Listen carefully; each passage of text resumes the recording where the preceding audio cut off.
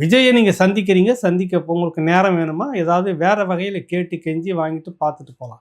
சீமானை எதிர்ப்பதால் அந்த வாய்ப்பு வரும் அப்படின்னு நீங்கள் நினைக்கிறீங்க. விஜய் கிட்ட ஒரு நெருக்கம் வரும்னு நினைக்கிறீங்க. அப்படி தான் அந்த அறப்பைத்தியம் ஒன்று அர்ஜுனா வந்துட்டு போயிட்டு தொடர்ந்து பேசிகிட்டு இருந்ததை பார்த்துட்டு இருந்தோம். இப்போ அவர் பரவாயில்ல, ஒவ்வொரு உலகம் நாடு நகரம்னு சொல்லுவாங்களா, அங்கே எல்லாருக்குமே தெரியாத அறப்பைத்தியம் தான் அர்ஜுனா.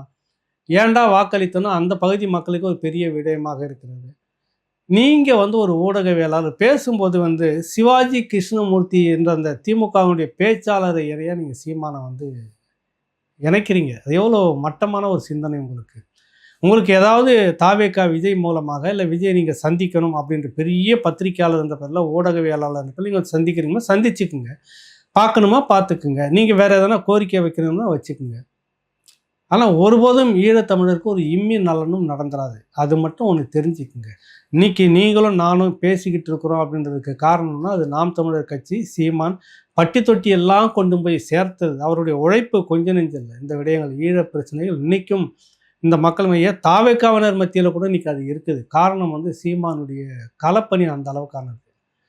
நீங்கள் போயிட்டு ஒரு சிவாஜி கிருஷ்ணமூர்த்தி அளவுக்கு அவர் அணிலை விமர்சித்தார்னா என்னத்துக்கு விமர்சித்தார்னு ஒரு காரணம் இருக்குது அந்த இடத்துல. நாங்கள் தூக்கி போட்ட அந்த பெரியாரை நீங்கள் தூக்கிட்டு வரீங்க திருப்பி அப்படின்னு சொல்லிட்டு அந்த ஒரு காரணம். அதுக்கு அடுத்தது நீங்கள் சொல்லக்கூடிய சில உங்களுடைய பேச்சில் உங்களுடைய கொள்கைகளை நீங்கள் செய்ய போகிறோன்னு சொல்கிற சில முரண்பாடுகள் இருக்குதுன்றதுக்காகத்தான் இவர் விமர்சனம் பண்ணுறார் கடுமையாக.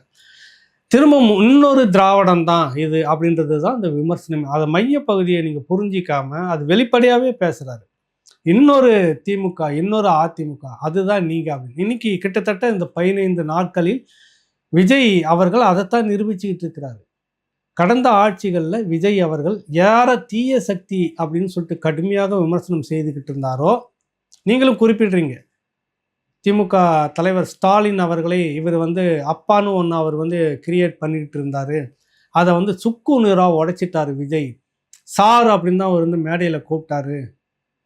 என்ன சார்னு கூப்பிட்டதால அண்ணா பல்கலைக்கழக அந்த மாணவிய விடயத்தில் யார் அந்த சார் அப்படின்றத இதுக்கு பொருத்தமா அப்படின்ற மாதிரி நினச்சிட்டாங்கன்ற மாதிரி பேசியிருக்கீங்க. சரி, சார்னு கூப்பிட்டாரு, தீய சக்தின்னு சொன்னார், திமுகவை கடுமையாக விமர்சனம் பண்ணார்.